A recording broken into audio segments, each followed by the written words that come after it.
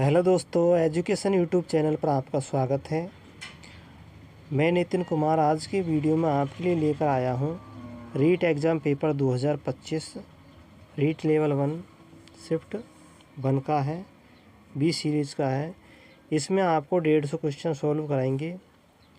पहला पेपर होगा शिक्षण विधियों का, दूसरा लैंग्वेज फर्स्ट का, तीसरा लैंग्वेज सेकंड का, चौथा और पाँचवा जिसमें पर्यावरण और गणित को शामिल किया है। वीडियो में लास्ट तक बने रहिए। वीडियो को लाइक करें, चैनल को सब्सक्राइब करें और वीडियो को शेयर करें और कमेंट सेक्शन में कमेंट करके ज़रूर बताएं। चलिए हम वीडियो की शुरुआत करते हैं। तो यहाँ पर तो कितनी भाषाओं में पेपर होता है ये आप जानते होंगे, और नहीं जानते हो तो आप देख लेना। और किस तरह से इसका पैटर्न है लैंग्वेज फर्स्ट का और लैंग्वेज सेकंड का। अब यहाँ शुरू करते हैं हम। पहला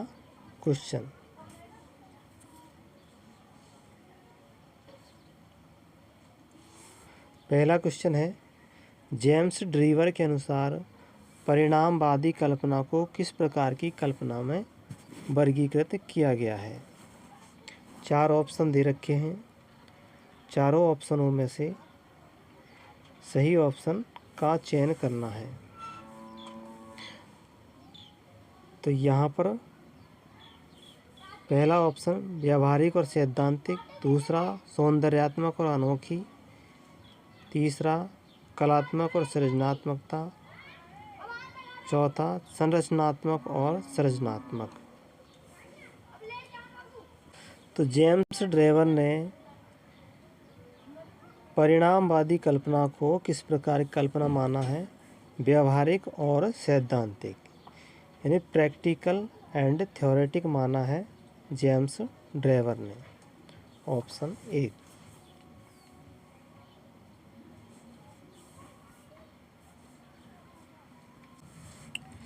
अगला क्वेश्चन सेकंड, B.F. स्किनर ने अधिगम की व्याख्या करने के लिए मानवीय व्यवहार तथा उद्दीपकों के बीच बल दिया।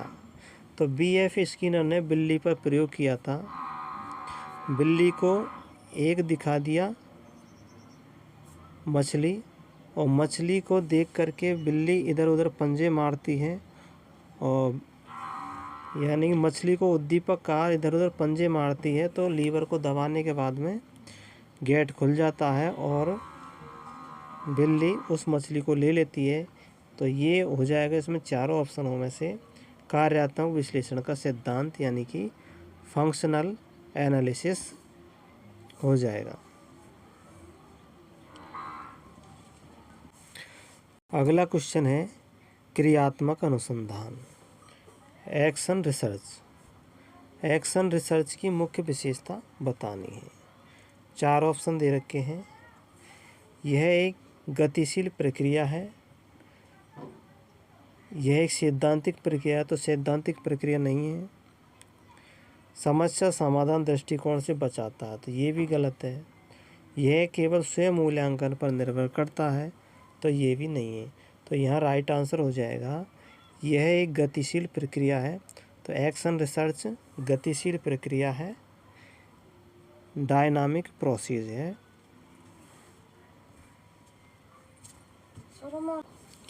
अगला क्वेश्चन आया स्क्रीन पर, विकास के सिद्धांत के अनुसार मस्तक अधोमुखी विकास, इसको अंग्रेजी में कहते हैं सिफेलोकॉर्डल डेवलपमेंट। तो मस्तक अधोमुखी विकास का अर्थ होता है सिर से पैर की ओर, सिर से पैर की ओर विकास होता है।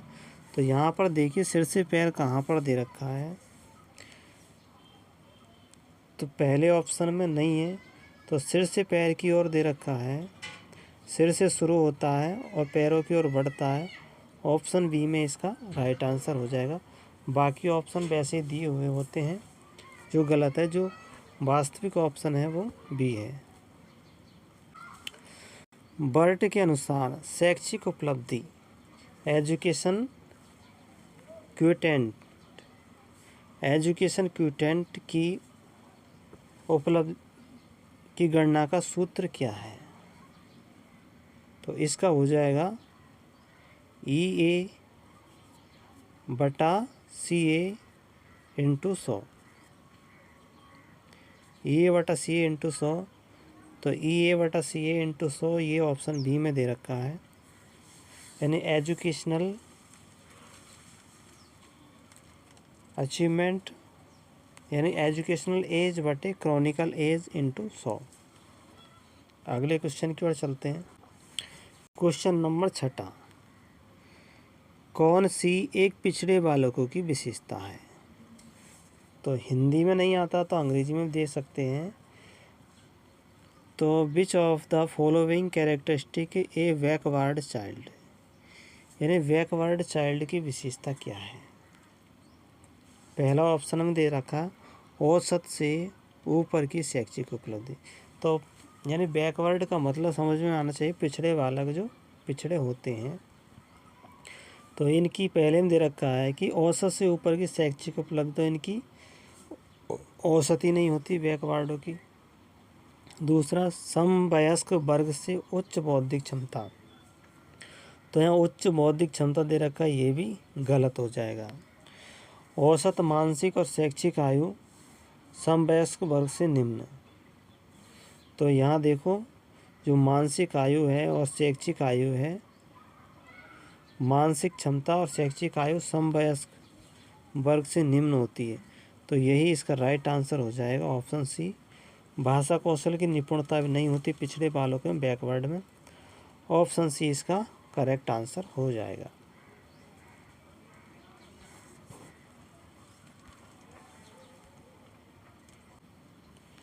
अगला क्वेश्चन है 7वें को सॉल्व करते हैं।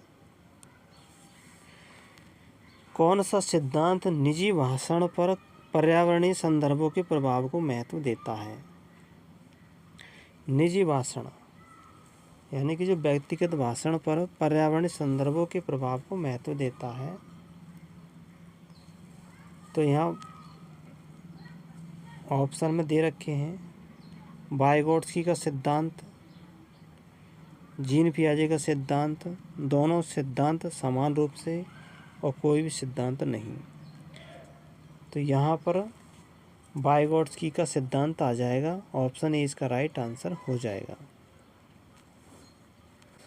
तो यहाँ पर वाइगोत्स्की ने दिया था ZPD का सिद्धांत, जिसमें 2 क्षेत्रों का प्रभाव पड़ता, अंतःक्रिया होती है और जिससे निजी भाषा पर प्रभाव पड़ता है। अगले क्वेश्चन की ओर चलते हैं।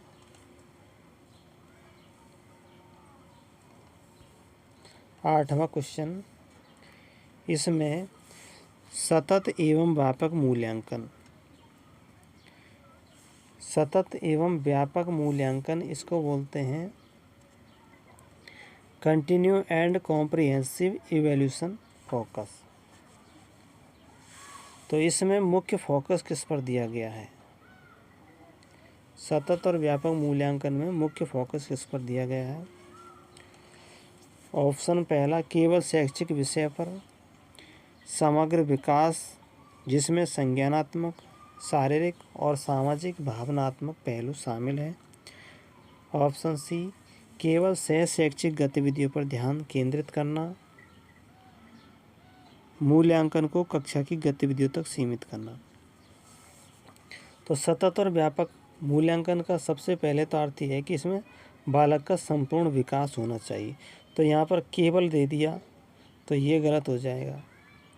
समग्र विकास, तो इसमें संज्ञानात्मक, शारीरिक, सामाजिक, भावनात्मक सारे विकास हो रहे हैं, तो ये सही है। केवल शैक्षिक गतिविधियों, तो यहाँ पर केवल आ गया तो ये भी गलत है। मूल्यांकन को कक्षा की गतिविधियों तक सीमित रखना, तो सीमित रखना भी गलत हो गया, तो इसमें ऑप्शन बी इसका राइट आंसर हो जाएगा। तो बी करेक्ट आंसर हो जाएगा यहाँ पे। अगले क्वेश्चन की ओर चलते हैं। 9वां क्वेश्चन, बांडुरा ने दूसरों के व्यवहार का अवलोकन करके सीखने को क्या नाम दिया? बांडुरा ने दूसरे के व्यवहार को अवलोकन करके सीखने को क्या नाम दिया? तो यहाँ पर क्वेश्चन ये कह रहा है कि बांडुरा कहते हैं कि दूसरे व्यक्ति के क्रियाकलापों को देख कर के सीखना, कि दूसरा व्यक्ति क्या कर रहा है, तो उस तरह से सीखने को बांडुरा ने क्या नाम दिया? बांडुरा ने क्या नाम दिया? तो हर कोई व्यक्ति अलग अलग नाम देता है, उसी तरह से बांडुरा ने क्या नाम दिया? तो वो नाम दिया था स्थानापन्न अधिगम। स्थानापन्न अधिगम नाम दिया था बांडुरा ने। तो इसका ऑप्शन सी इसका राइट आंसर हो जाएगा। बाकी ऑप्शनों में और किसी वैज्ञानिक को दिए होंगे, लेकिन बांडुरा ने यही नाम दिया था स्थानापन्न अधिगम, जिसको इंग्लिश में कहते हैं विकैरियस लर्निंग। विकैरियस लर्निंग कहते हैं। अगले क्वेश्चन की ओर चलते हैं। क्वेश्चन नंबर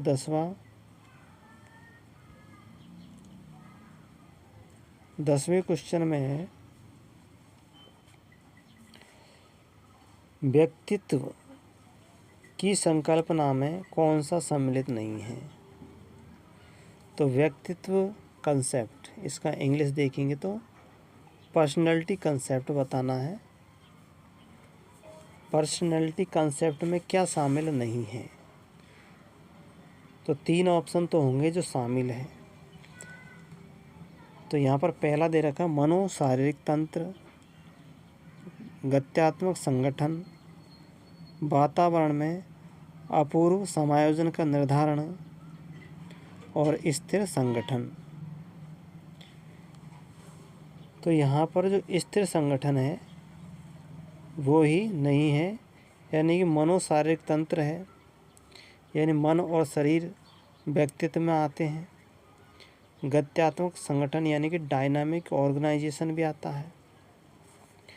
वातावरण में अपूर्व समायोजन यानी कि यूनिक एडजस्टमेंट टू इन्वायरमेंट, तो ये भी आता। तो ऑप्शन डी इसका राइट आंसर होगा, जो व्यक्तित्व में नहीं आता।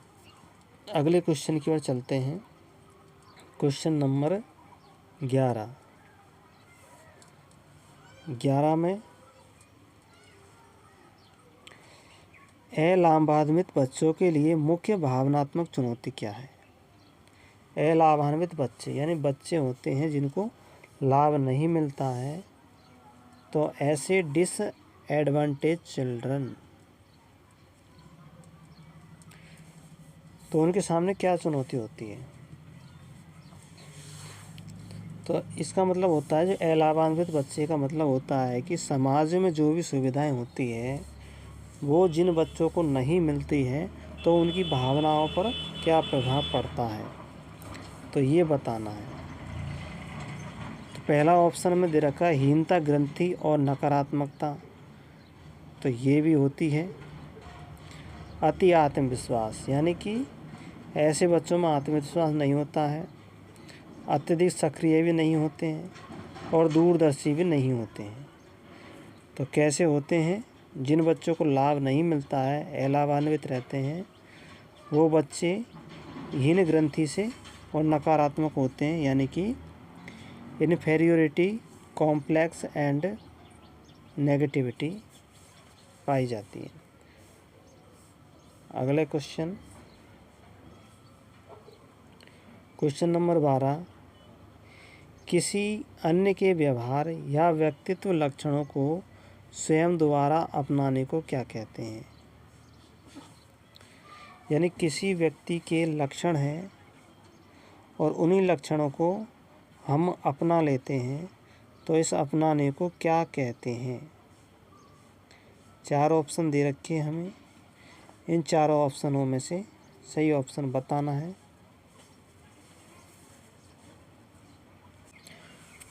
तो यहाँ पर हो जाएगा पहचान यानी कि आइडेंटिफिकेशन। किसी दूसरे व्यक्ति के व्यक्तित्व को स्वयं द्वारा अपनाने को पहचान कहते हैं। पहचान मीन्स आइडेंटिफिकेशन। अगला क्वेश्चन 13वें क्वेश्चन में है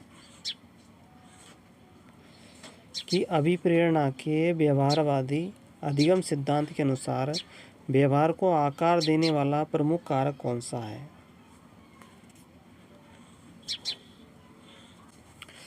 अभिप्रेरणा का व्यवहारवादी अधिगम सिद्धांत के अनुसार व्यवहार को आकार देने वाला प्रमुख कारक कौन सा है? व्यवहार को आकार देने वाला प्रमुख कारक बताना है। तो यहाँ 4 ऑप्शन दे रखे हैं: प्रवृत्ति, सामाजिक अंतःक्रिया, पुनर्बलन, संज्ञानात्मक कौशल। तो यहाँ कह रहा है मोटिवेशन यानी अभिप्रेरणा। तो अभिप्रेरणा से अधिगम होता है, व्यवहार से अधिगम होता है। तो यहाँ पर राइट आंसर हो जाएगा पुनर्बलन, रीइंफोर्समेंट। अगले क्वेश्चन की ओर चलते हैं।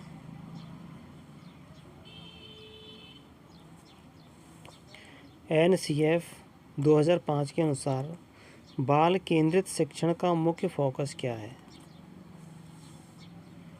ऑप्शन ए पाठ्य पुस्तक की सामग्री को याद करना।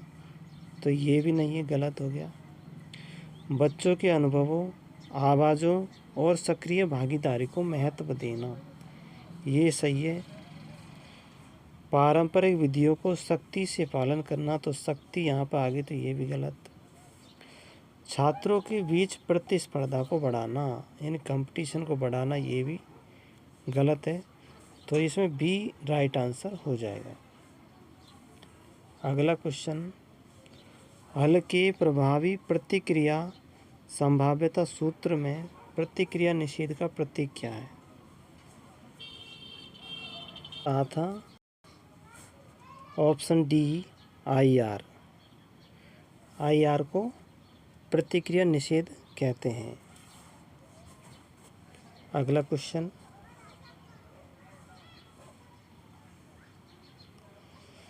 गार्डनर के अनुसार बहुबुद्धि सिद्धांत को विद्यालय में किस प्रकार लागू करना चाहिए? तो गार्डनर का बहुबुद्धि सिद्धांत है, पहला ऑप्शन में केवल भाषाई और तार्किक गणितीय बुद्धिमत्ता पर ध्यान करके शिक्षकों को कला, संगीत और भूमिका अभिनय जैसे विविध तरीकों का उपयोग करके पाठ पढ़ाने के लिए प्रशिक्षित करें। बुद्धिमत्ता प्रकार की पहचान के लिए IQ परीक्षण को मानकीकृत करें और शिक्षण विधियों को पारंपरिक कक्षा के दृष्टिकोण तक सीमित करके। तो ये भी नहीं होगा, ये भी नहीं होगा। यहाँ पर केवल आ गया, तो ये भी नहीं होगा। तो इसका राइट आंसर होगा ऑप्शन बी कि बहुबुद्धि सिद्धांत के अनुसार संगीत, कला, भूमिका अभिनय जैसे विविध तरीकों का उपयोग करके पाठ को पढ़ाने के लिए प्रशिक्षित करना चाहिए। अगले क्वेश्चन की ओर चलते हैं।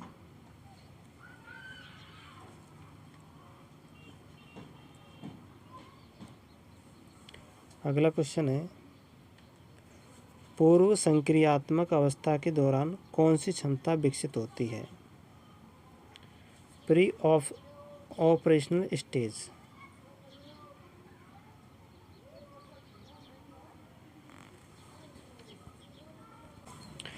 अब यहाँ पर है पूर्व संक्रियात्मक अवस्था के दौरान क्षमता विकसित होती है।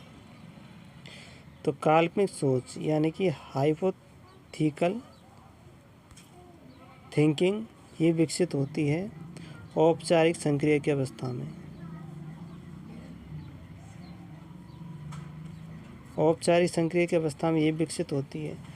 मूर्त चिंतन यानी कंक्रीट थिंकिंग ये विकसित होती है मूर्त संक्रिया की अवस्था में। और तर्क करना, तर्क ये मूर्त और अमूर्त दोनों यहाँ से विकसित होते हैं।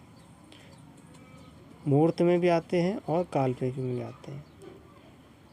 अब यहाँ है तो जो पूर्व संक्रिया की अवस्था में ये प्रतीकात्मक सोच विकसित हो जाती है, सिंबॉलिक थिंकिंग, और यहाँ पर वस्तु स्थायित्व हो जाता है।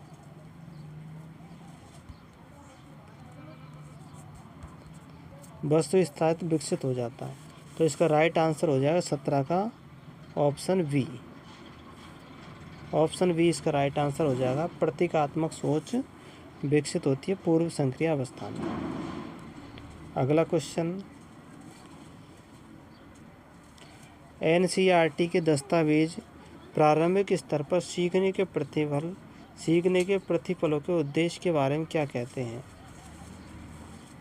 विद्यालय में एक समान शिक्षण विधियों को बढ़ावा देना, अवधारणा को रटने की प्रवृत्ति को प्राथमिकता देना, ये नहीं होगा। यह सुनिश्चित करना कि छात्र आयु उपयुक्त दक्षताओं को प्राप्त करें, केवल सैद्धांतिक ज्ञान पर ध्यान केंद्रित करना। अब यहाँ पर ए और सी, तो इसमें से राइट आंसर होगा ऑप्शन 18 का हो जाएगा सी। तो सी इसका राइट आंसर होगा। तो यहाँ कह रहा है कि विद्यालय में एक समान शिक्षण विधियों को बढ़ावा देना, तो ये भी गलत है। तो सी राइट आंसर होगा। इस तरह से आप क्वेश्चनों के आंसर भी लगा सकते हैं और ये ऑफिशियल आंसर की से मिलान किया जा रहा है। अगला क्वेश्चन है, ADHD वाले छात्रों की सीखने में मदद के लिए कौन सा शिक्षण तरीका सुझाया गया है? ADHD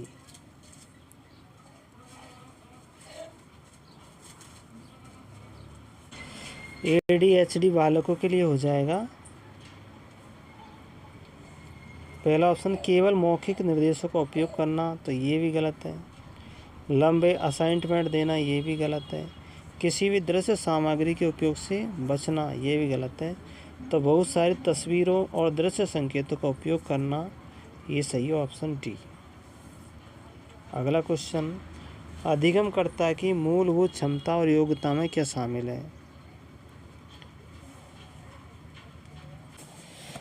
अधिगमकर्ता की मूलभूत क्षमता और योग्यता में क्या शामिल है? मूलभूत क्षमता और योग्यता में क्या शामिल है, ये बताना है। विषय पर पूर्ण अधिकार, तत्परता और इच्छा शक्ति, शिक्षार्थी की अंतर्निहित क्षमताएं और कौशल, शिक्षक के साथ समायोजन। तो यहाँ शिक्षार्थी की अंतर्निहित क्षमताएं और कौशल, ये इसकी मूलभूत योग्यताओं में शामिल हो जाएगी, ऑप्शन सी। अगला क्वेश्चन है, मनोविज्ञान में व्यक्तिगत भिन्नताओं की सही व्याख्या क्या है? व्यक्तिगत भिन्नताएं, इंडिविजुअल डिफरेंसेस। तो व्यक्तिगत भिन्नताएं किसको कहते हैं? तो यहाँ पर व्यक्तिगत भिन्नता का मतलब है जब दो व्यक्तियों को तुलना की जाए या फिर एक व्यक्ति में जो विशेषता होती है वो किसी और व्यक्ति में नहीं पाई जाए, तो उसको हम व्यक्तिगत भिन्नता कहते हैं।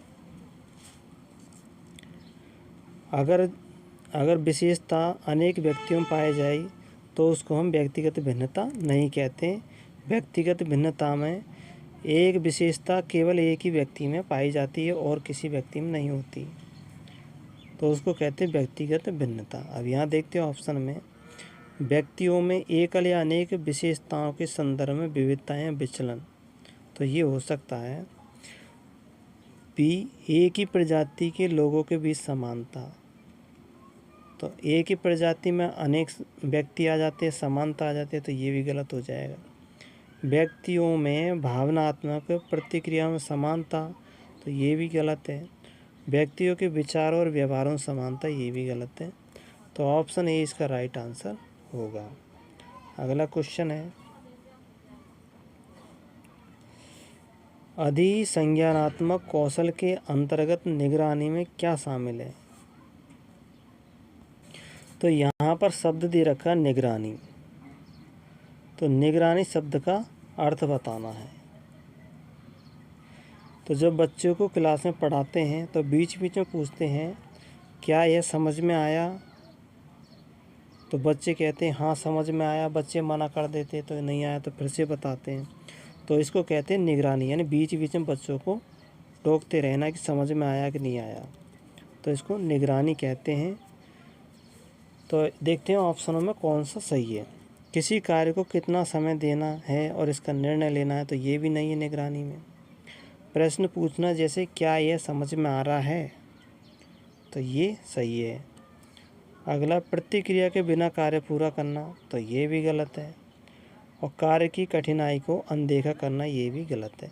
तो इसका राइट आंसर हो जाएगा कि कक्षा को पढ़ाते समय बीच बीच में बच्चों से पूछते रहना कि क्या यह तुम्हारे समझ में आ रहा है, इसी को कहते हैं निगरानी करना। और अधिगम का संज्ञानात्मक कौशल इसी में ही है। अगला क्वेश्चन, कौन सा समायोजन तंत्र हताशा को बाहरी स्रोत पर थोपता है? यानी समायोजन है जिसमें कोई व्यक्ति निराश हो जाता है तो उसको बाहरी स्रोत पर थोप देता है, यानी कि अपनी गलती को दूसरे के ऊपर थोपना, तो ये समायोजन है। तो इसका सही उत्तर कौन सा हो जाएगा? बहिर्दंडात्मक, अंतःदंडात्मक, प्रतिपूरक, उदात्तीकरण। तो यहाँ पर यानी जो अपनी असफलता को दूसरों पर थोपना, यह नाच न जाने आंगन टेढ़ा। तो इसको कहते हैं जो नाचना नहीं जानते वो कहते हैं कि आंगन ही टेढ़ा, इसलिए नाचना नहीं आ रहा है। तो इस तरह का समायोजन होता है, तो उसको वैज्ञानिक तौर पर कहते हैं बहिर्दंडात्मक, यानी एक्स्ट्रा पुनिटिव, एक्स्ट्रा पुनिटिव बोलते हैं इसको। अगला क्वेश्चन,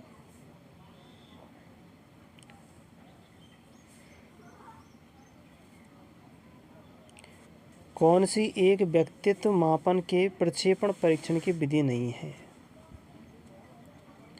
व्यक्तित्व मापन के प्रक्षेपण की विधि नहीं है। अब यहाँ पर दे रखा है WAT, यानी कि वर्ड एसोसिएशन टेस्ट, शब्द साक्षर परीक्षण, विषय आत्मबोध परीक्षण यानी कि TAT, थीमेटिक एप्रिसेप्शन टेस्ट, और वाक्य पूर्ति परीक्षण यानी कि सेंटेंस कंप्लीशन टेस्ट। तो ये है प्रक्षेपी विधि, लेकिन रेटिंग मापनी है, ये प्रक्षेपी विधि नहीं है। ऑप्शन सी इसका राइट आंसर होगा। अगला 25वां क्वेश्चन, वृद्धि और विकास के बीच मुख्य अंतर क्या है? वृद्धि होती है शारीरिक वृद्धि होती है, और विकास में शारीरिक और मानसिक दोनों आती है।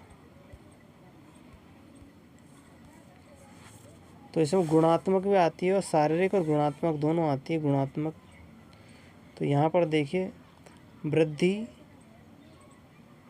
तो इसका ऑप्शन ए राइट आंसर हो जाएगा। वृद्धि मात्रात्मक परिवर्तन को दिखाती है, यानी कि मात्रात्मक का शारीरिक दिखाती है। विकास में मात्रात्मक गुण दोनों होते हैं, तो ऑप्शन ए इसका राइट आंसर हो जाएगा। अगला क्वेश्चन, अब्राहम मास्लो की आवश्यकता पदानुक्रम के अनुसार पदानुक्रम के शीर्ष पर क्या है? तो मास्लो ने 8 सोपान बताए हैं, उनमें सबसे ऊपर का सोपान है, तो अब्राहम मास्लो का सबसे शीर्ष पर हो जाएगा 8वें नंबर का सेल्फ एक्चुअलाइजेशन, ऑप्शन सी। तो लास्ट में व्यक्ति को आत्म साक्षात्कार की आवश्यकता होती है। अगला क्वेश्चन, तो अब्राहम मास्लो ने 8 नहीं 5 सोपान दिए थे, तो 5 सोपान कौन कौन से मैं दिखाता हूँ। सबसे पहला सोपान होता आवश्यकता, शारीरिक आवश्यकता। शारीरिक आवश्यकता होती है पहला सोपान। दूसरा सोपान होता है सुरक्षा की आवश्यकता। तीसरा सोपान होता है प्यार की आवश्यकता, यानी कि अपनात्व एवं प्यार की आवश्यकता। चौथा सोपान होता है सम्मान की आवश्यकता, कि हमको सम्मान मिले समाज में, तो वो सम्मान चाहता है। और लास्ट में 5वें नंबर का होता है सबसे शीर्ष पर, जिसको बोलते हैं आत्म एक्चुअलाइजेशन। इसमें आत्म साक्षात्कार, इसमें आत्मा का साक्षात्कार करता है। तो इस तरह से अब्राहम मास्लो के 5 सोपान थे। अगला क्वेश्चन 27वां, आनुवंशिकता और पर्यावरण के संबंध का वर्णन करने के लिए कौन सा गणितीय मॉडल उपयोग किया जाता है? तो इसके लिए आनुवंशिकता और पर्यावरण के बीच संबंध बताने के लिए गुणा का उपयोग किया जाता है। ऑप्शन डी इसका राइट आंसर हो जाएगा। जोड़ का नहीं करते, बाकी का नहीं करते, भाग का भी नहीं करते, गुणा का उपयोग किया जाता है। 28वां क्वेश्चन है,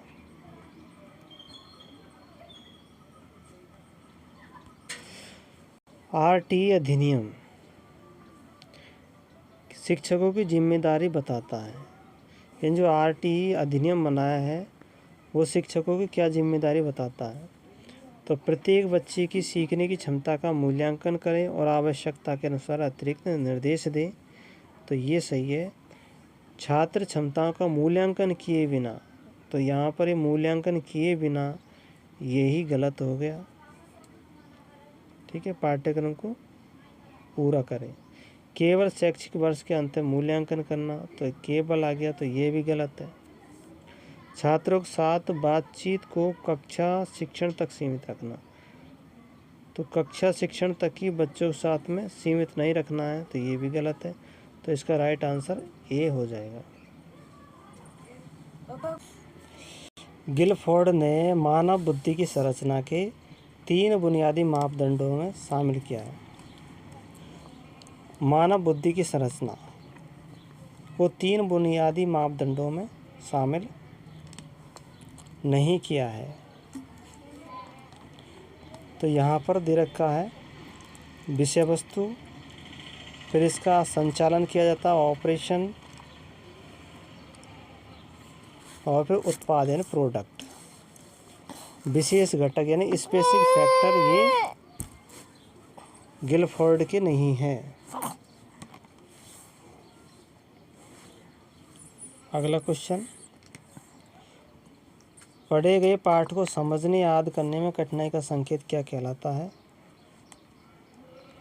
ऑप्शन, पुस्तक का शीर्षक भूल जाना, पढ़े गए पाठ से मूल तथ्यों को याद रखने में असमर्थ, उच्च प्रभाव के साथ पढ़ना लेकिन कम समझना, अत्यधिक नोट्स बनाना। तो यहाँ है कि पढ़े गए पाठ के मूल तथ्यों को याद रखने में असमर्थ होना, इसी को कहते हैं पढ़े गए पाठ को समझने या याद करने में कठिनाई का संकेत।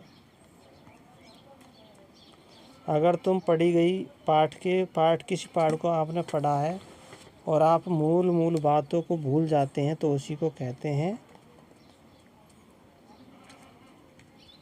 याद करने में कठिनाई।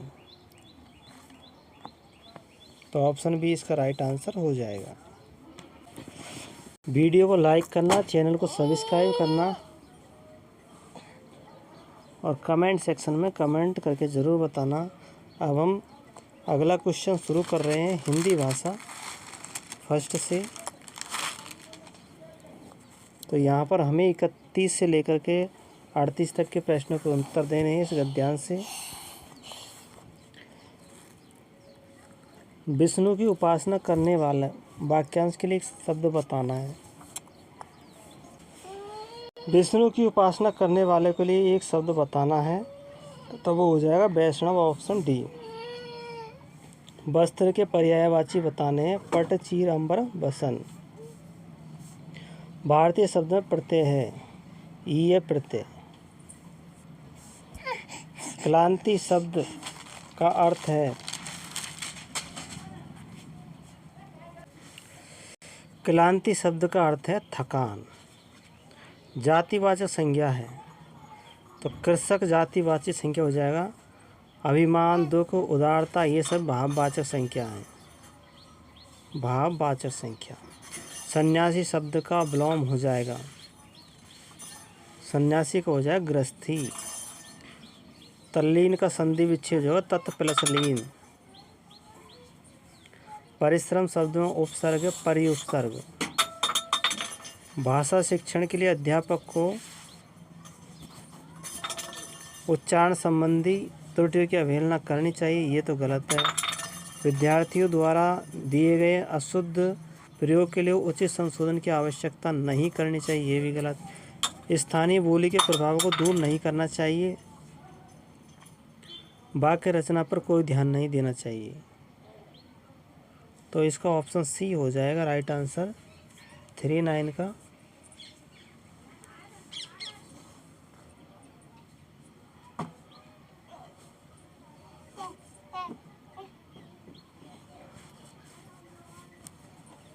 तो इसका राइट आंसर हो जाएगा ऑप्शन ए। इसका राइट आंसर हो जाएगा कि उच्चारण संबंधी अशुद्धियों की अवहेलना नहीं करनी चाहिए।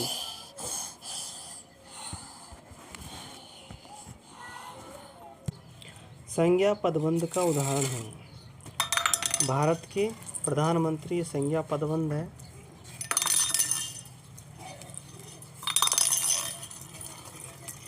अगला है उपलब्धि परीक्षण की रूपरेखा के से तुरंत क्या पता लगा सकते हैं।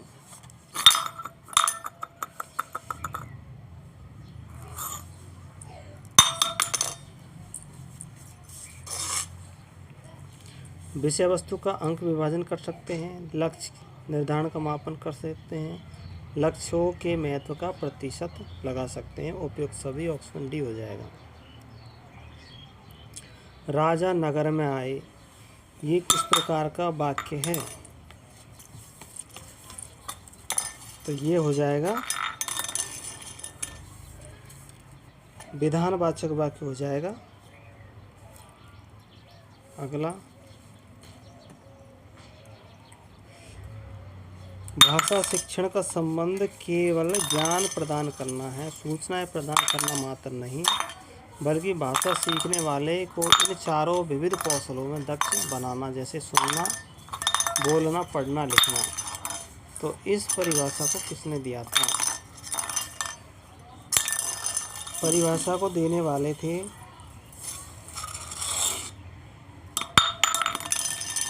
एस.के. देशपांडे। एस.के. देशपांडे ने परिभाषा दी थी।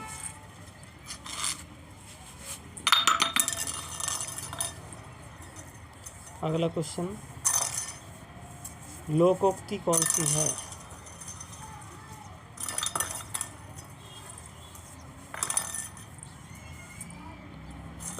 इसमें लोकोक्ति बतानी है।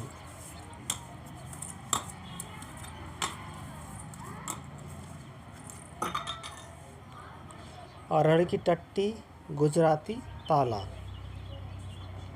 अरहर की टट्टी गुजराती ताला ये लोकोक्ति है। नया पुराना करना ये लोकोक्ति नहीं है। तातिया जमाना, ये तातिया जवान ये भी नहीं है। बच्चिया का ताऊ होना ये भी नहीं है।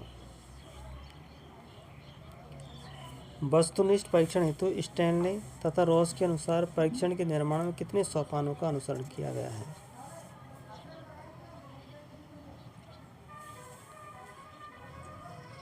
परीक्षण के निर्माण में कितने सोपान है वस्तुनिष्ठ परीक्षण के निर्माण में? स्टैनले और रॉस ने कितने सोपान बताए हैं?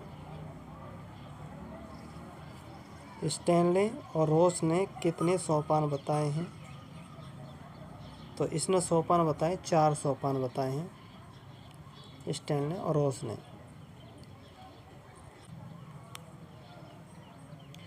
जंगल के निवासी हिंसक पशुओं से नहीं डरते हैं, उपयुक्त वाक्य में विधेय है। तो यहाँ पर उद्देश्य और विधेय है। तो जंगल के निवासी एक तो ये हो गया, हिंसक पशुओं से नहीं डरते हैं, तो ये तो उद्देश्य हो गया, उद्देश्य, और ये विधेय हो जाएगा। तो विधेय हो जाएगा, हिंसक पशुओं से नहीं डरते हैं। बहुत चतुर होना अर्थ को आत्मसात करने वाला मुहावरा है। उड़ती चिड़िया के पंख गिनना मौन वाचन के लिए उचित कथन है। स्वर में रागात्मकता आती है, तो ये तो होगा ही नहीं। मौन वाचन स्थूल व सूक्ष्म दोनों प्रकार के अध्ययन में सहायक है। मौन वाचक सामूहिक वाचन के रूप में किया जाता है, ये गलत है। मौन वाचन प्रवाह में तथा गति पर नियंत्रण के साथ होना चाहिए, तो इसमें भी नहीं है। तो ऑप्शन इसका बी राइट आंसर हो जाएगा, 48 का बी। उपचारात्मक शिक्षण के क्षेत्र में क्या सर्वाधिक उपयोगी होता है? उपचारात्मक शिक्षण में सबसे अधिक उपयोग किसका होता है? तो इसमें कंप्यूटर का उपयोग सबसे अधिक होता है उपचारात्मक शिक्षण में। देखो रेडियो भी सही है, टेलीविज़न भी सही है, चित्र विस्तारक यंत्र भी सही है। तो ये तीनों के तीनों किस में आ जाते हैं? कंप्यूटर में आ जाते हैं। तो इसमें सबसे उचित सी होगा। अब भाषा शिक्षण के लिए उचित कथन बताना। भाषा शिक्षण के लिए अमूर्त से मूर्त सूत्र का प्रयोग किया जाता है। भाषा शिक्षण के लिए जटिल से सरल का अनुसरण आवश्यक है। भाषा शिक्षण में आगमन से निगमन सूत्र का प्रयोग किया जाता है। भाषा शिक्षण खंड से पूर्ण सूत्र के आधार पर कराया जाता है। तो भाषा शिक्षण के लिए सही कथन बताना है। तो भाषा शिक्षण में सबसे उचित होगा इसमें आगमन से नियम, यानी उदाहरण से नियम की ओर जाता है, यही इसका भाषा शिक्षण के लिए सही है। पहले वो चीज़ बताई जाए जिसको वो जानते हैं, फिर अज्ञात चीज़ों को बताना चाहिए। तो ऑप्शन सी इसका सही होगा। अगला, मॉन्टेसरी प्रणाली में ज्ञानेंद्रियों के माध्यम से दी जाती है। ज्ञान इंद्रियों के माध्यम से दी जाती है, तो यहाँ हो जाएगा 3 से 6 वर्ष के बच्चों को, जिसमें ज्ञान इंद्रियाँ काम में आती है। तो 3 से 6 वर्षों के लिए होती है ज्ञान इंद्रियों के माध्यम शिक्षा। राजस्थानी बोली नहीं मानी जाती, तो मालवी है, मेवाती है, बागड़ी, लेकिन जो मैथिली बोली है वो राजस्थानी बोली नहीं है।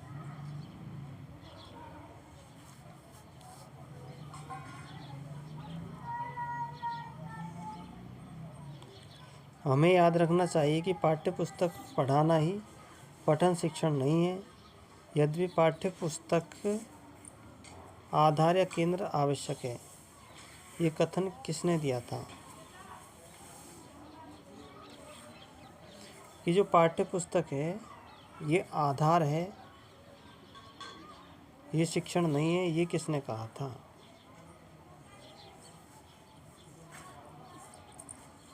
पाठ्य पुस्तक एक आधार, ये कहा था W.M. राइवर ने कहा था कि पाठ्य पुस्तक एक आधार है, जबकि यह शिक्षण नहीं होना चाहिए।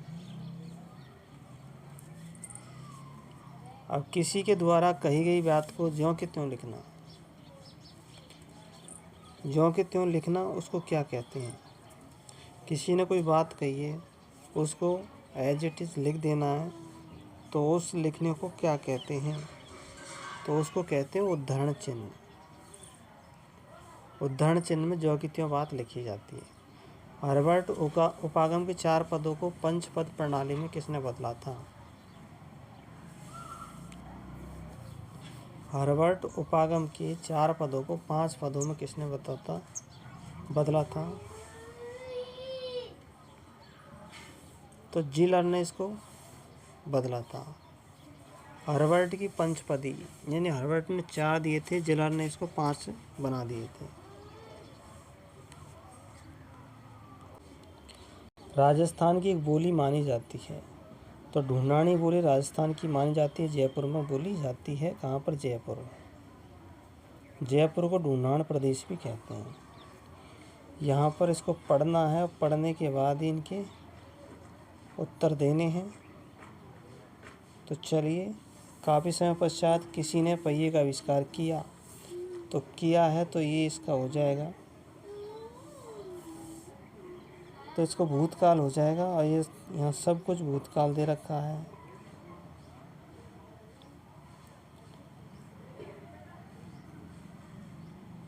किया तो 57वें में राइट हो जाएगा।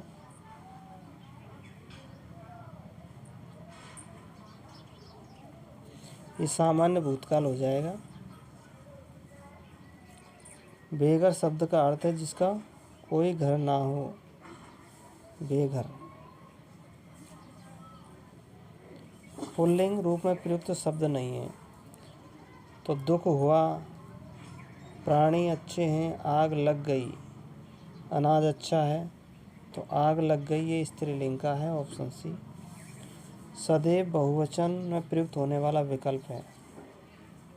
बहुवचन में किसको प्रयोग किया जाता है हमेशा?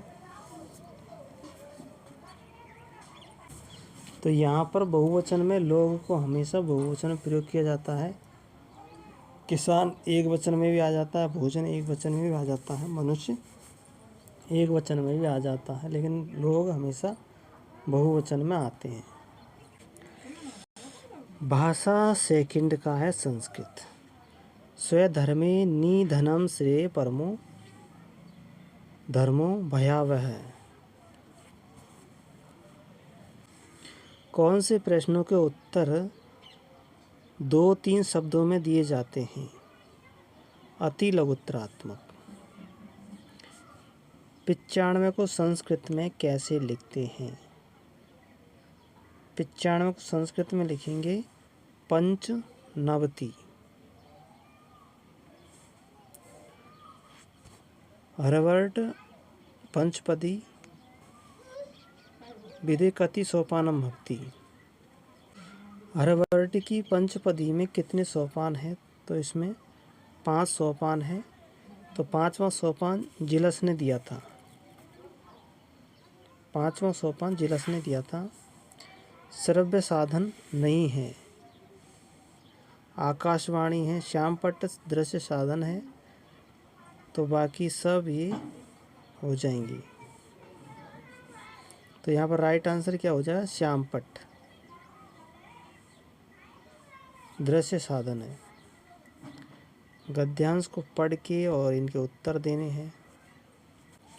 करणिया में अनियर पढ़ते हैं। शिक्षा देव अत्र के संधि। शिक्षा देव में कौन सी संधि है? शिक्षावदेव में जसत्व संधि है। विवाह संजाते इत्यत्र का विभक्ति। सप्तमी विभक्ति है विवाह संजाते में।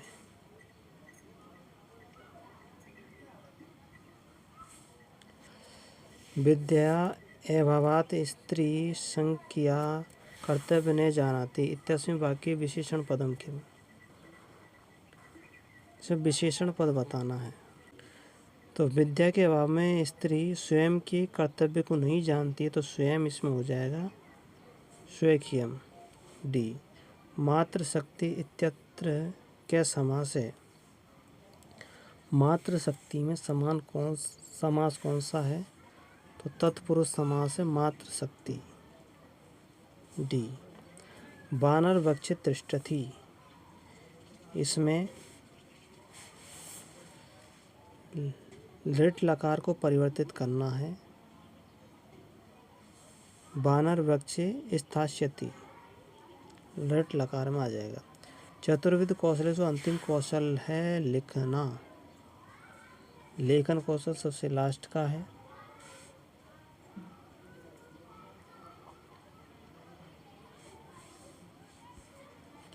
ओ इति वर्ण से उच्चारण स्थान कंठोष्ठ हो जाएगा, ओ सी।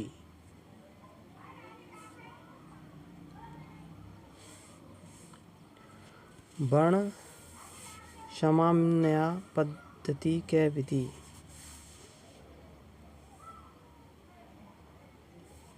वर्ण समाम्नाय ये कौन सी विधि है?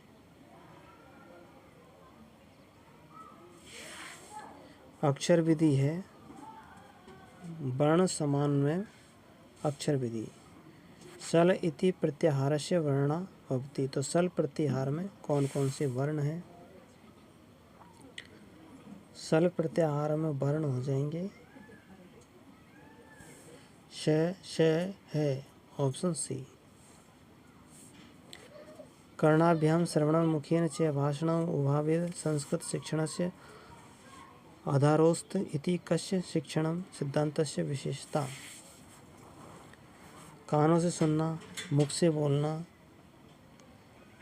तो ये संस्कृत शिक्षा के कौन से रास्ते हैं, तो कौन सा शिक्षण है? तो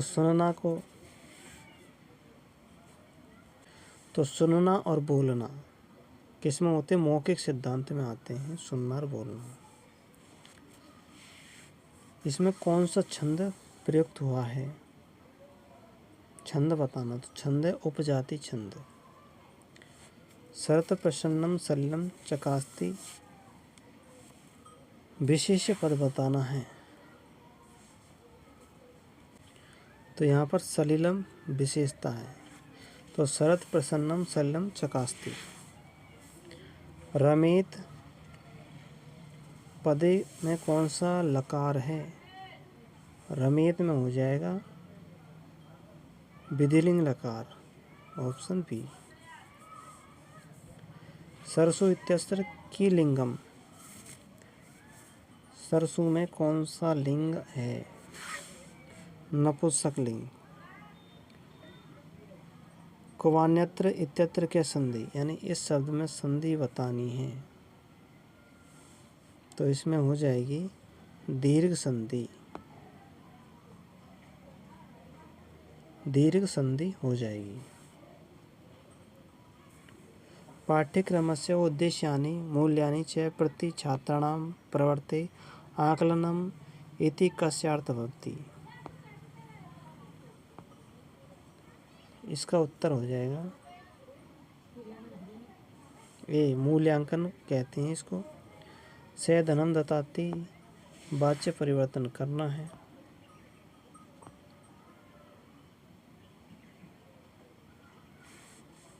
तेन धनम दीयते। ऑप्शन बी हो जाएगा। वाणी रूपम भाव प्रकटनमेव किम कौशलम उच्यते, यानी वाणी से भावों को प्रकट करना, तो इसमें भाषा कौशल होना चाहिए। 85 का भाषण कौशल। पुत्र प्रातः 6 सवा 6 बजे मंदिर जाता है, तो इसको 6:15 को कैसे लिखेंगे? इसको बोलते हैं सपाद। सभा को सपाद बोलते हैं। तो सपाद कहाँ पे है? तो सपाद जहाँ पे हो जाता है षड्बादने। Option B. आलोकात श्याम चतुर अस्ति रेखांकित पदम आधारीकृत्य प्रश्न निर्माण करो। तो इसका प्रश्न कैसे बनाओगे?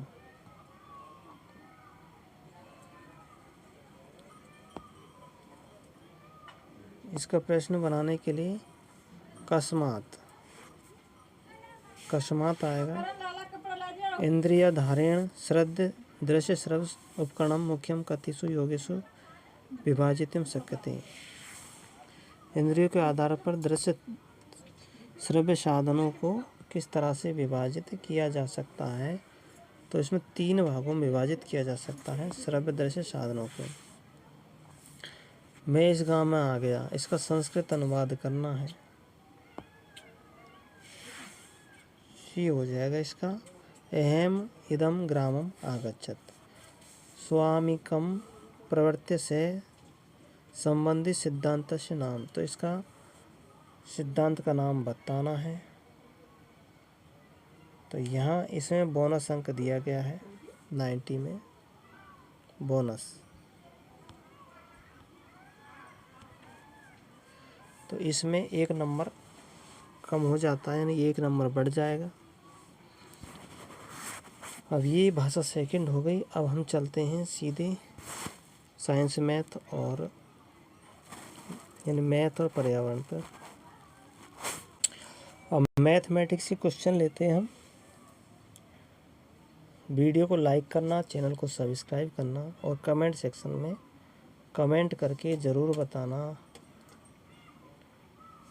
चलिए, एक परीक्षण का वह गुण जिसके द्वारा मेधावी, कमज़ोर तथा पिछड़े हुए विद्यार्थियों के बीच काफ़ी सीमा तक भेद किया जा सके कहलाता है। यानी मेधावी, कमज़ोर और पिछड़ों में भेद करने वाला शिक्षण कैसा कहलाता है?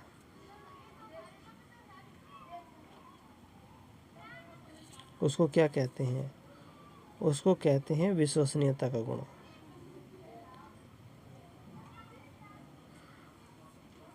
सॉरी, इसको कहते हैं हम, जिसमें हम विभेद कर सकते हैं, उसको कहेंगे वैधता का गुण। नहीं, वैधता का नहीं, विभेदकारिता का नियम कहते हैं। डिस्क्रिमिनेशन यानी विभेदकारिता का नियम कहते हैं, जिसके ज़रिए हम मेधावी, कमज़ोर और पिछड़े बालकों को अलग अलग कर सकें, उसको विभेदकारिता कहते हैं। प्रथम 5 प्राकृतिक संख्याओं घनों का औसत क्या है? प्रथम 5 प्राकृतिक संख्याओं घनों का औसत, तो 1 से लेकर के 5 तक संख्या लेते हैं, पांचों संख्याओं का घन निकालते हैं, घन निकालने के बाद 5 का भाग दे देंगे, 45 आएगा। ऑप्शन सी इसका राइट आंसर हो जाएगा। यदि एक कोण अपने पूरक कोण का दुगना हो तो उस कोण का मान क्या होगा? तो हम जानते हैं कि पूरक कोणों का योग 90 डिग्री होता है। तो एक कोण x है, दूसरा 2x, दुगना हो गया, तो दोनों का हम निकालते हैं। 3x बराबर 90, तो x बराबर 30 आ जाएगा x का मान। तो 2x बराबर हो जाएगा हमारा 60 डिग्री। तो ऑप्शन सी इसका राइट आंसर हो जाएगा। 93 में सी राइट आंसर। अगला क्वेश्चन, यहाँ पर हमें इनका मान ज्ञात करना है। क्वेश्चन नंबर 94 में इनको जोड़ना है, और जोड़ने पर 0.125 राइट आंसर हो जाएगा। Option C. आंकड़ों को स्तंभों और पंक्तियों में क्रमबद्ध रूप से प्रस्तुत करने की व्यवस्था को क्या कहते हैं? स्तंभ और पंक्ति में व्यक्त करना, इसको कहेंगे हम सारणी कहेंगे इसको। आंकड़ों को स्तंभ और पंक्तियों में क्रमबद्ध करना, स्तंभ और पंक्तियों में व्यवस्थित करना, इसको कहेंगे सारणी आरेख कहेंगे। 4 क्रमागत सम संख्याओं का औसत 23 है, तो इनमें सबसे बड़ी संख्या कौन सी होगी?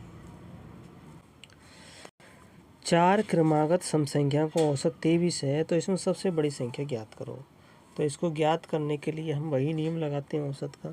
पहली संख्या को हम x मान लेते हैं, फिर दूसरी को हम 2x मान लेते हैं, 2 + x मान लेते हैं, तीसरी को 4 + x मान लेते हैं, और जो सबसे लास्ट की उसको 6 + x मान लेते हैं। अब इनका औसत दे रखा 23, तो बराबर में 23 लिख देते हैं और नीचे बट्टे में 4 कर देंगे। तो 4x + 12 बराबर 92 हो जाएगा। इनको जोड़ेंगे तो जोड़ने के बाद में 12 को 92 से घटाएंगे, 80 आ जाएगा। फिर 4x में 4 का भाग दे देंगे, x बराबर 20 आ जाएगा। अब 20 सबसे बड़ी संख्या बतानी है x में औसत में, तो 6 + 20 बराबर 26 हो जाएगा। ऑप्शन ए इसका राइट आंसर हो जाएगा। किस परीक्षण में विद्यार्थियों की विषय विशेष की अधिगम कठिनाइयों व कमजोरियों का पता लगाना? तो यहाँ पे पता लगाने का मतलब है निदानात्मक परीक्षण हो जाएगा। जैसे डायग्नोस्टिक सेंटर पर रोग के कारण का पता लगाना। अगला यहाँ पर है, तो इसको कैसे हल करेंगे, इसका मान बताना है। तो यहाँ पर हम जानते हैं कि ये रेखा पर बनने वाले कोणों का योग 180 डिग्री होता है। तो तीनों कोणों को हम जोड़ लेते हैं, पहला कोण, दूसरा कोण, तीसरा कोण। इनको जोड़ते हैं, तो जोड़ने के बाद में हमें x का मान प्राप्त हो जाएगा। तो जो x का मान प्राप्त होगा उसको हम किससे गुणा कर देंगे? ये 5x है, तो 5 से गुणा कर देंगे। 5 से गुणा करने के बाद में जो हमें प्राप्त होगा वही इसका मान होगा।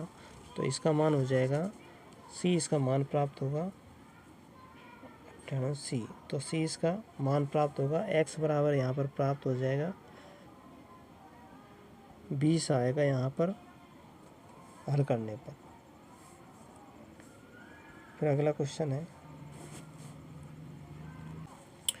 यहाँ पर मध्याह्न भोजन में प्रतिदिन प्रति बालक 150 ग्राम गेहूँ, 100 ग्राम चावल के हिसाब से 60 बच्चों के लिए 30 दिन के लिए गेहूं व चावल की कुल मात्रा बतानी है।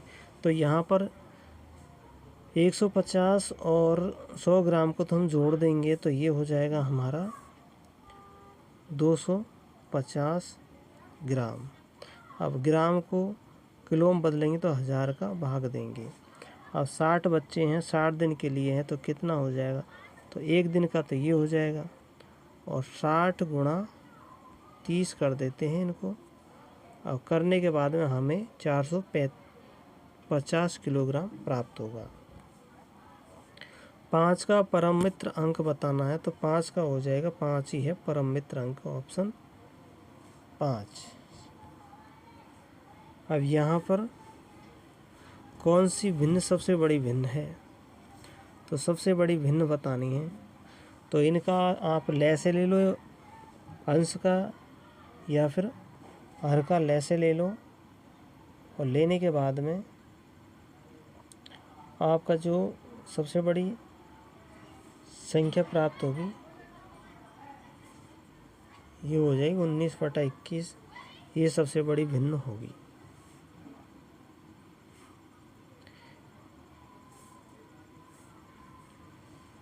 फिर 10% वार्षिक साधारण ब्याज की दर से कोई धन कितने वर्ष में 3 गुना हो जाएगा।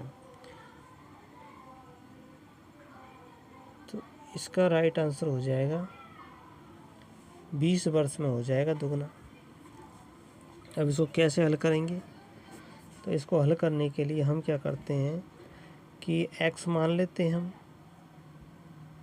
फिर गुणा दर मान लेते हैं, हमको 10 दे रखी है, फिर इसके बट्टे में 100 लगाते हैं और समय हमको ज्ञात करना है तो t, और बराबर 3 गुने की बात कर रहा है तो 3 गुने को हम 2x कर देते हैं। अब इसको हल करेंगे तो हमारे पास में 20 आ जाएगा। अगला क्वेश्चन, 4 दर्जन पेन का मूल्य 120 है तो 35 में कितने पेन खरीदे जा सकते हैं।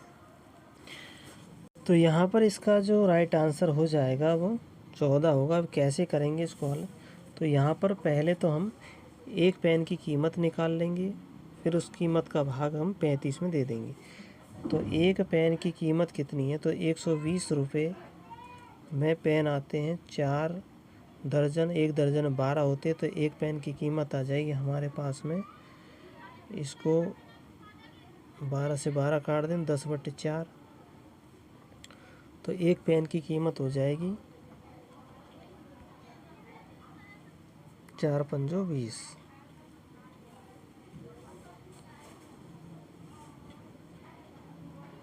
बटा 2, तो 5/2 रुपये एक पेन की कीमत आई।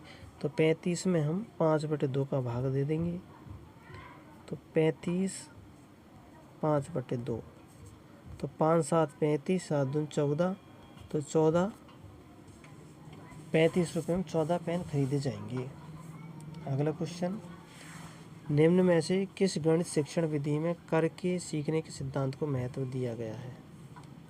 तो प्रदर्शन विधि में नहीं है, यानी कि डूइंग, लर्निंग बाय डूइंग, यानी करके सीखने का सिद्धांत। प्रदर्शन विधि में सिर्फ प्रदर्शन किया जाता है, व्याख्या में व्याख्या किया जाता है, प्रयोगशाला में करते हैं, और ह्यूरिस्टिक विधि।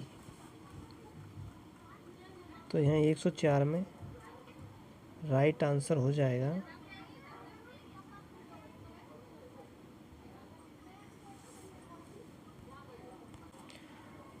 तो 104 में आ जाएगा प्रयोगशाला विधि, इसमें किए जाते हैं। अगला क्वेश्चन है, एक आयताकार प्लॉट की लंबाई उसकी चौड़ाई से 10 मीटर अधिक है। यदि प्लॉट के चारों ओर बाड़ लगाने का खर्च 15 रुपये प्रति मीटर की दर से आता है तो 1550 रुपये हो तो प्लॉट की लंबाई होगी। अब यहाँ पर इसको हल कैसे करेंगे, तो यहाँ पर हम देखते हैं कि एक सबसे पहले तो हम डायग्राम बनाते हैं। अब इसकी जो चौड़ाई है वो 10 मीटर है, और इसकी लंबाई इसकी जो लंबाई को हम x मान लेते हैं, चौड़ाई को हम x मान लेते हैं और लंबाई को 10 मीटर अधिक चौड़ी तो 10x मान ले, 10 + x मान लेते हैं, ठीक है। अब यहाँ पर ये कह रहा है कि 15.5 रुपये प्रति मीटर के हिसाब से चारों तरफ की लंबाई है, तो उसमें 1550 रुपये का खर्चा आता है। तो 1 मीटर का खर्चा यहाँ दे रखा 1550, तो कुल खर्चा 1555 का है, तो इसमें भाग दे देंगे। तो भाग देने के बाद में हमें 100 मीटर इसकी टोटल लंबाई प्राप्त हो जाएगी। अब 100 मीटर टोटल लंबाई प्राप्त हो जाती है, तो अब हम इसकी प्लॉट की लंबाई की बात कर रहा है कि इसकी लंबाई कितनी है। तो यहाँ पर हमने चौड़ाई हमने x मानी है और इसकी लंबाई को हमने 10 + x माना है। अब ये तो लंबाई और चौड़ाई है खाली। अब चारों तरफ की बाउंड्री की लंबाई चौड़ाई, तो इसको दुगना कर देंगे और बराबर कितनी आएगी, 100 आ जाएगी। अब 2 को 100 से काट देंगे, 50 हो जाएगा। अब यहाँ पर 2x इनको जोड़ेंगे तो 2x हो जाएगा और 10 को इधर ले जाएंगे तो 50 में 10 घट जाएगा, 40 बचेगा। अब x बराबर हो जाएगा, 2 का भाग देंगे, 20 आ जाएगा। अब यहाँ पर लंबाई पूछ रहा है तो 20, x बराबर 20 + 10 बराबर कितना हो जाएगा, 30। तो ऑप्शन बी इसका राइट आंसर हो जाएगा 30। तो 30 मीटर इसकी क्या आएगी, लंबाई आएगी 30 मीटर। अगला क्वेश्चन, यदि 12 पैकेट पेंसिल का मूल्य 362 रुपये 76 पैसे है, तो एक पैकेट पेंसिल का मूल्य क्या होगा। 12 पैकेट पेंसिल का मूल्य 362 रुपये 76 पैसे है, तो एक पैकेट का मूल्य क्या, तो इसमें भाग दे देंगे 12 का। तो 12 का भाग देने के बाद में हमें क्या प्राप्त होगा, 12 थी 36, फिर यहाँ पर दशमलव है, भाग नहीं जाएगा तो भाग टूटे 100 पर पॉइंट लगाएंगे। फिर 12 दूनी 24 और 12 थी 36, तो 30 रुपये 23 पैसे एक पैकेट की कीमत आ जाएगी। यद्यपि गणित तर्कशास्त्र की एक शाखा नहीं है, फिर भी यह तर्कपूर्ण भाषा, यह कथन किसने कहा था कि गणित एक तर्कपूर्ण भाषा है, ये किसने कहा था, तो ये कहा था बर्ट्रैंड रसेल ने कहा था कि गणित एक तार्किक भाषा है। 16 और 36 के लघुत्तम समावर्त महत्तम समावर्त का अनुपात क्या होगा। 16 और 36 के लघुत्तम समावर्त महत्तम समावर्त का अनुपात क्या है। तो सबसे पहले हम इनका गुणनखंड निकालेंगे, ये 16 और ये 36, गुणनखंड निकालेंगे, 2 8 में गया और ये फिर 2 का भाग चला जाएगा, 2 चौके 8 और 2 नाम 18। अब यहाँ पर आगे भाग नहीं जा रहा, इसका मतलब कि जिस संख्या का दोनों में भाग चला जाता है उसको तो क्या बोलते हैं हम, महत्तम समावर्त है। तो 2 और 2 का जा रहा है तो इसका महत्तम समावर्त आएगा 4। अब हमें लघुत्तम और महत्तम का अनुपात ज्ञात करना है। अब बाकी जो संख्या है इनको हम उधर लिख देते हैं, 2 × 2 × 4 × 9। अब 4 से 4 कट जाएगा, 9 दूनी 18, 18 दूनी 36, तो हमारा क्या आएगा 36:1 आ जाएगा। 36:1 ऑप्शन ए में है, तो यही इसका राइट आंसर हो जाएगा। इस तरह से इसको निकालेंगे। अगले क्वेश्चन की ओर चलते हैं। निम्न में से किसने सूक्ष्म शिक्षण का विकास किया था, यानी माइक्रो टीचिंग का विकास किसने किया था।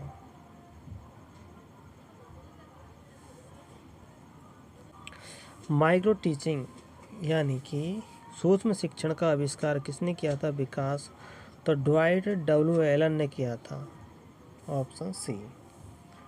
अब यहाँ पर क्वेश्चन है, एक कुर्सी को 1080 में बेचने पर दुकानदार को 10% की हानि होती है, वह इस कुर्सी को कितने में बेचे कि 10% का लाभ हो। तो इसको हल कैसे करेंगे। हल करने के लिए पहले क्रय मूल्य निकालें। तो क्रय मूल्य निकालने के लिए क्या करेंगे कि हमको यहाँ पर दे रखा विक्रय मूल्य हानि दे रखी है, तो क्रय मूल्य ज़्यादा होगा। क्रय मूल्य को हमने x मान लिया माइनस,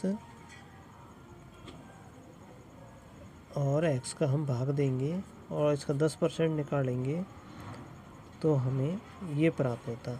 अब इसको हल करने के बाद हमारे पास में x बराबर प्राप्त हो जाएगा 1200 रुपये। तो 1200 रुपये हमारा क्या क्रय मूल्य आ गया। अब कह रहा है कि अब हमें 10% लाभ लेना है। तो 10% लाभ लेने के लिए 1200 बटे हम करेंगे, क्रय मूल्य ज़्यादा है तो क्रय मूल्य को x, विक्रय मूल्य को x मानेंगे और माइनस 1200 गुणा 100 करेंगे और लाभ प्राप्त होगा हमें 10% का। तो यहाँ पर देखेंगे 1200 से 00 को हम यहाँ काट देते हैं। काटने के बाद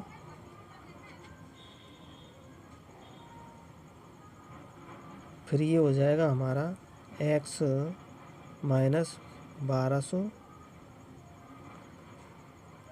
12 इधर आएगा, गुणा हो जाएगा तो 120 ये हो जाएगा। अब इसको जोड़ लेंगे, इसको इधर ले जाएंगे तो 12 बराबर हो जाएगा 1320 रुपये। तो हमारा जो विक्रय मूल्य प्राप्त होगा, तो यहाँ पर पूछ रहा है कि लाभ लेने के लिए उसको कितने में बेचना, तो विक्रय मूल्य हमारा आ जाएगा 1320 रुपये। तो ऑप्शन डी इसका राइट आंसर हो जाएगा। अगला क्वेश्चन, प्रत्यय स्मरण और प्रत्यय ज्ञान का विकास निम्न में से किस शिक्षण उद्देश्य में किया जाता है। प्रत्यय स्मरण और प्रत्यय ज्ञान यानी कि याद करना और उसको पहचानना यानी ज्ञान करना, तो ये किया जाता है ज्ञानात्मक शिक्षण में किया जाता है। विश्लेषण में विभेद करते हैं, संश्लेषण प्राप्त करते, बोध में समझते हैं, लेकिन जो याद करते हैं और अभिज्ञान करते हैं वो ज्ञानात्मक शिक्षण में आ जाएगा। अब क्वेश्चन नंबर 112 है, एक खंभे का 3/10 भाग कीचड़ में है, तो खंभा बना लेंगे हम पहले। 3 पार्ट करने, 3 भाग कीचड़ में है, 3/10 कीचड़ में, 3/5 पानी में है और बाकी जो ऊपर का भाग है वो 2 मीटर है, लेकिन इसका हमें ज्ञात करना है। x मान लेते हैं और इसको ज्ञात करना है। तो पानी की सतह के ऊपर वो तो खंभे की लंबाई ज्ञात करनी, तो खंभे की टोटल लंबाई ज्ञात करनी है। तो यहाँ पर इसको हल करने के लिए क्या करते हैं कि हम इसके 3 भाग कर लेते हैं। एक भाग को हम x मान लेते हैं और दोनों भाग दे रखे हैं। जब इनको हम जोड़ते हैं, जोड़ने के बाद में जो हमें प्राप्त होगा वो हमें x का मान प्राप्त हो जाएगा। x का मान आ जाएगा 1/10। 1/10 किसके बराबर, 2 मीटर के बराबर है। तो 2 मीटर के बराबर है 1/10, तो 1 किसके बराबर हो जाएगा, 20 मीटर के बराबर हो जाएगा। तो यहाँ ऑप्शन डी इसका राइट आंसर हो जाएगा। अगला क्वेश्चन है, यदि एक वर्ग की प्रत्येक भुजा 1/3 कम कर दी जाए तो क्षेत्रफल हो जाएगा। एक वर्ग है,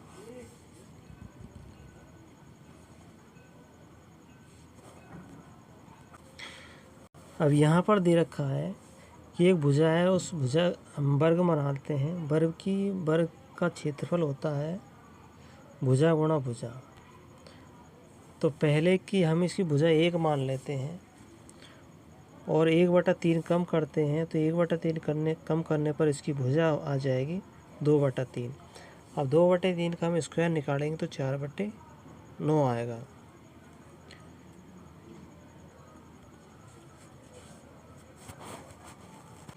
तो इसका क्षेत्रफल हो जाएगा, तो इसका क्षेत्रफल 4/9 हो जाएगा। यहाँ पर 4/9, तो 4 ऑप्शन में है नहीं, तो इसका बाउंस मिलेगा।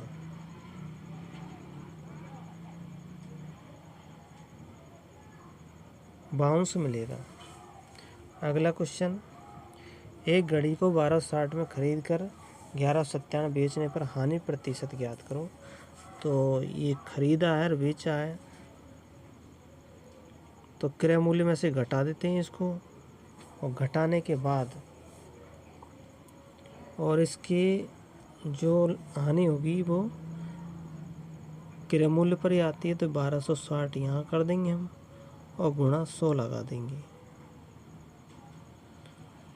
बराबर जो प्राप्त होगा वो हमें यहाँ पे आ जाएगा। तो इसको हल करेंगे तो 1260 से 1260 गया, सॉरी 1260 से 1260 नहीं कटेगा, इसको हम अभी तो यहाँ पर 1260 में से 1197 घटाएंगे, 63 बचेगा। अब 0 से यहाँ 0 कट जाएगा, इसका इसमें भाग देंगे, 63 दूनी 126, 2 बार कट गया, 2 से 5 10, 5 बार कट जाएगा। तो यहाँ पर 5% इसका राइट आंसर हो जाएगा, 5% की हानि होगी, 5% की हानि हो जाएगी यहाँ पर। तो ऑप्शन बी इसका राइट आंसर हो जाएगा। अगले क्वेश्चन की ओर चलते हैं। 5 करोड़, तो ये 5 करोड़ लिख दिया है, 5 करोड़, 5 करोड़ 52,21,305 5 करोड़ 52,21,305, 55,22,13, 55,22,13,05, तो ऑप्शन बी हो जाएगा, इसका राइट आंसर हो जाएगा ऑप्शन बी। अगला क्वेश्चन, किसको शिक्षा का केंद्र मानते हुए पाठ्यक्रम निर्माण करना चाहिए? तो बालक, चाइल्ड होगा इसमें। 60 से 80 के बीच की सभी अभाज्य संख्याओं का योग क्या होगा? तो 60 से 80 के बीच की सभी अभाज्य संख्या है, देखो 61,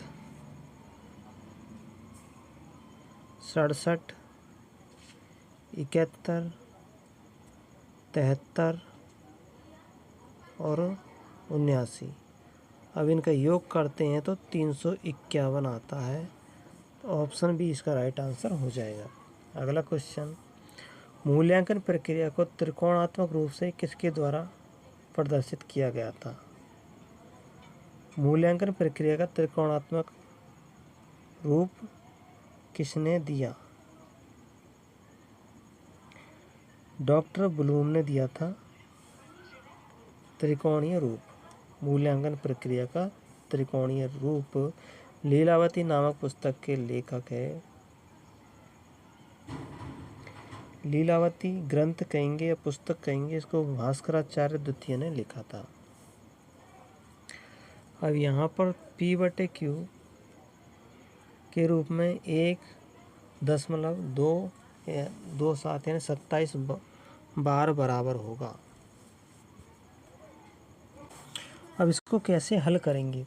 तो हल करने के लिए क्या है, 1.27 बार लिख रहा है, तो 1.27 बार को हम कैसे लिखेंगे? तो यहाँ पर जो 27 है, बार को हटाने के लिए हम क्या करते हैं, एक बार का 9 लगाते हैं और 2 संख्या है तो 2 बार 9 लगा देंगे, तो बार हट जाएगा। तो इसकी जगह पर हम ये लिख देंगे, और 1.27 को हम कैसे लिख सकते हैं, प्लस लगा करके 27 लिख सकते हैं, ठीक है।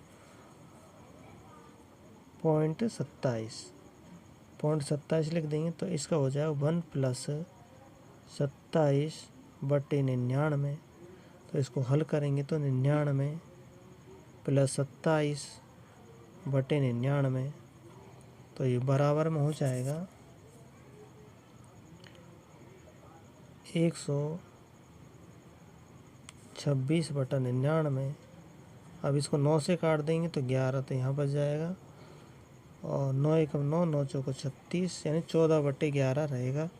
14/11 ऑप्शन सी में हमें दे रखा है, तो यही राइट आंसर हो जाएगा 14/11, क्वेश्चन नंबर 20 का सी। अगला क्वेश्चन अब हमारे पास में आ जाती है ये पर्यावरण अध्ययन के क्वेश्चन। कुआं, झीलों व नहरों के जल को खेतों तक पहुंचाने का कौन सा पारंपरिक तरीका नहीं है? तो जो नहीं है वो ड्रिप तंत्र है, ढेकली, मोट, रैट, ये सब पारंपरिक तरीके हैं।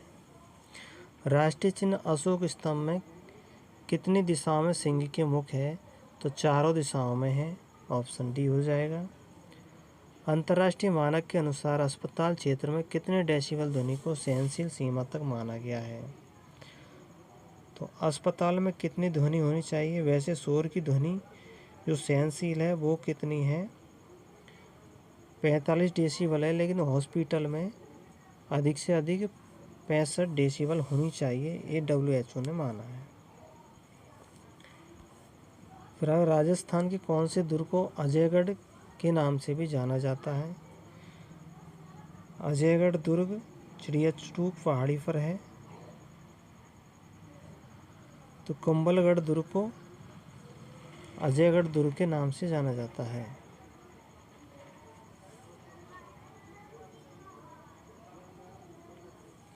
कुंभलगढ़ दुर्ग को अजयगढ़ के नाम से भी जाना जाता है।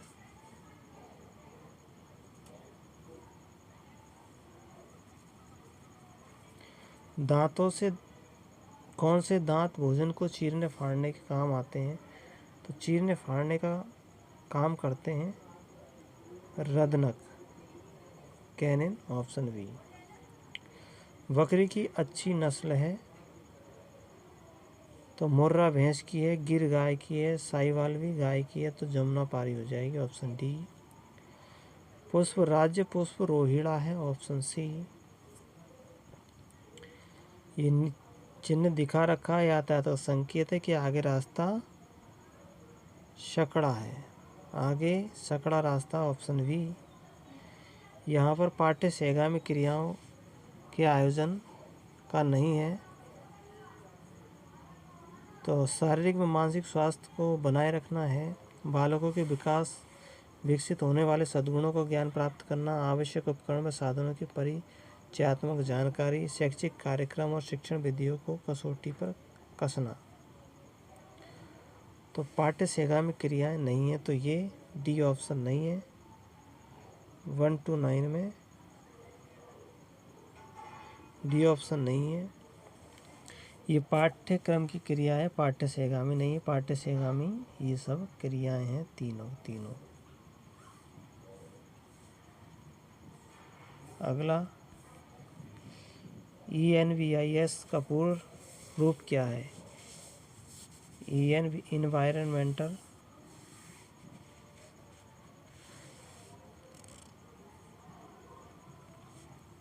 इसका हो जाएगा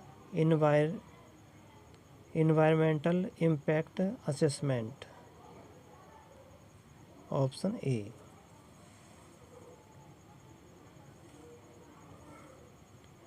अफीम से कौन सा एल्कलॉइड नहीं प्राप्त होता?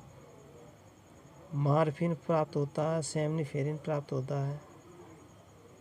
तो कैफीन कॉफ़ी से प्राप्त होता है, कैफीन कॉफ़ी से।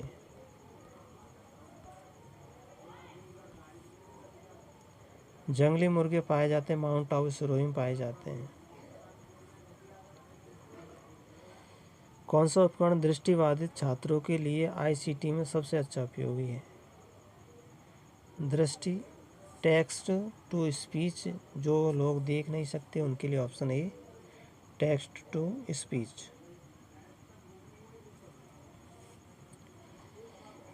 उस त्योहार को चुने जो कार्तिक मास की अमावस्या को आता है, तो दीपावली आती है अमावस्या को।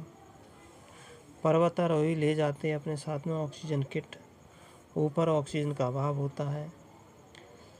रसायन शास्त्र का दर्शन में शून्यवाद के नाम से किसको जाना जाता है? तो शून्यवाद के नाम से जाना जाता है नागार्जुन को शून्यवाद के नाम से जानते हैं। बछेंद्री पाल ने माउंट एवरेस्ट की चोटी पर कदम रखा था। बछेंद्री पाल माउंट एवरेस्ट की चोटी पर कब पहुंची थी? 13 मई 1984 को बछेंद्री पाल पहुंची थी, 13 मई 1984 को। आपकी माताजी के भाई की माँ से आपका क्या रिश्ता है? आपके माताजी के भाई, तो माताजी के भाई मामा, और मामा की माँ नानी, तो इसमें नानी हो जाएगी ऑप्शन बी 38वीं में। तो ये रीजनिंग का क्वेश्चन दे दिया है। विटामिन डी की कमी से रिकेट्स होता है।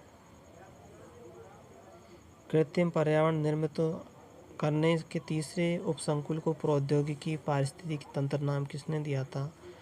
तो ये दिया था ओडेम ने, हेवर ने दिया था। 140 में हेवर ने कृत्रिम पर्यावरण निर्मित करने के तीसरे उपसंकुल को प्रौद्योगिकी पारिस्थितिक तंत्र का नाम किसने दिया था? प्रौद्योगिकी पारिस्थितिक तंत्र हेवर ने दिया था, ऑप्शन डी। मानव निर्मित पर्यावरण घटक है, उद्योग है। पांडुपुल मेला कहाँ लगता है? तो अलवर में लगता है पांडुपुल। हमारे सौरमंडल का सबसे बड़ा ग्रह बृहस्पति है।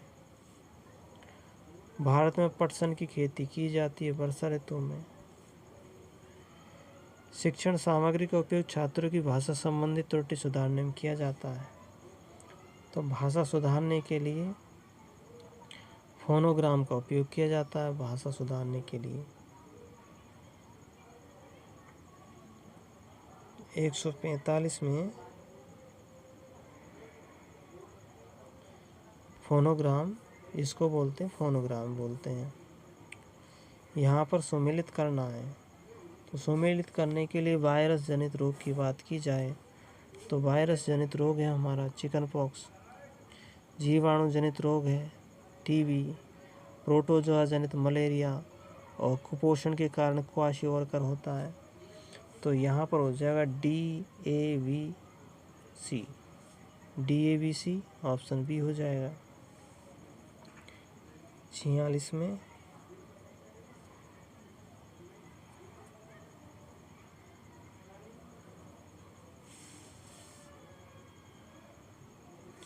में DABC हो जाएगा। भारत की सबसे गहरी और बड़ी बावड़ियों में से एक है, तो आभानेरी चांद बावड़ी दौसा में है।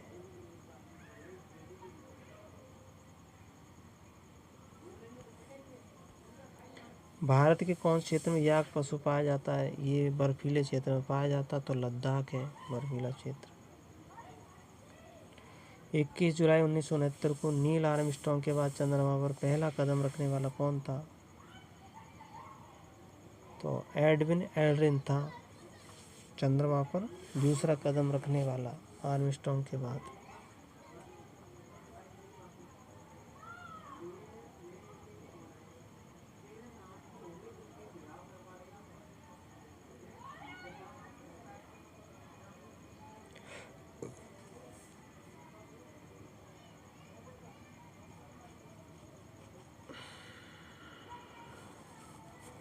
लास्ट का क्वेश्चन है,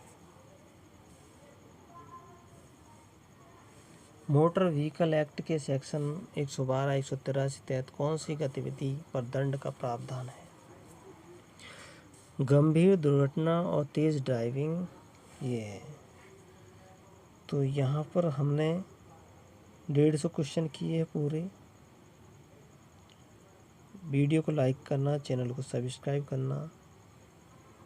तो इस तरह से आप यूट्यूब चैनल पर और भी रीट के क्वेश्चनों के आंसर की देख सकते हैं। वहाँ जा कर के पिछली एग्ज़ामों में किस तरह से क्वेश्चन आए थे, जितनी भी रीट की एग्ज़ाम हुई है अब तक, वो सारे पेपर सहित क्वेश्चन मिल जाएंगे आपको। वहाँ जा कर के आप देख लेना।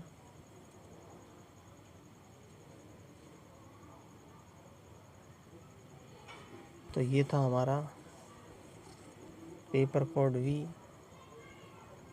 वीडियो को लाइक करना, चैनल को सब्सक्राइब करना। धन्यवाद।